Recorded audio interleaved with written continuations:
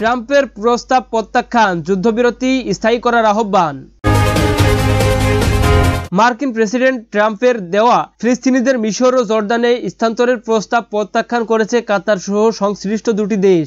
সেই সঙ্গে ইসরায়েল ও হামাসের প্রতি গাজা যুদ্ধবিরতি স্থায়ী করার জন্য দ্বিতীয় ধাপের আলোচনা দ্রুত শুরু করার জন্য আহ্বান জানিয়েছে কাতার। কাতারের প্রধানমন্ত্রী ও পররাষ্ট্রমন্ত্রী শেখ মোহাম্মদ বিন আব্দুর রহমান আল থানি রোববার এ অবস্থান জানান।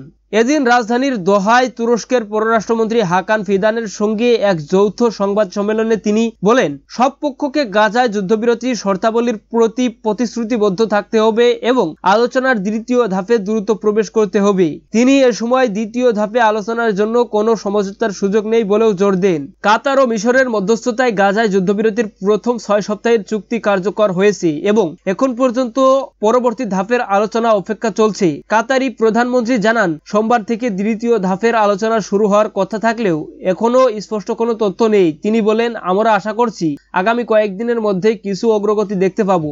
এদিকে ইসরায়েলি মিডিয়া জানিয়েছে, প্রধানমন্ত্রী বেঞ্জামিন নেতানিয়াহু বর্তমানে যুক্তরাষ্ট্র সফর করছেন, যে কারণে তিনি ইসরায়েলের আলোচক দলের কাতারে পাঠানো স্থগিত করে দিয়েছেন। মঙ্গলবার ওয়াশিংটনে মার্কিন প্রেসিডেন্ট ডোনাল্ড ট্রাম্পের সঙ্গে তার সাক্ষাৎকার করার কথা রয়েছে। অন্যদিকে মার্কিন প্রেসিডেন্ট ট্রাম্পের প্রশাসন সম্প্রতি গাজা থেকে ফিলিস্তিনিদের মিশর ও জর্দানে স্থানান্তরের প্রস্তাব দিয়েছে। কাতারের প্রধানমন্ত্রী এই প্রস্তাবকে কঠোর বিরোধিতা করে বলেছেন, যে কোনো জোরপূর্বক বাস্তুচ্যুতিকে আমরা প্রত্যাখ্যান করি।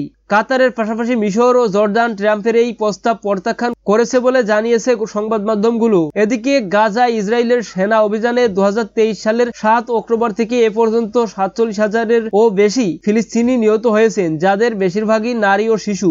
আন্তর্জাতিক অপরাধ আদালত ICC ইসরায়েল প্রধানমন্ত্রী নেতানিয়াহু ও সাবেক প্রতিরক্ষা মন্ত্রী ইয়োব গালান্টের বিরুদ্ধে যুদ্ধাপরাধের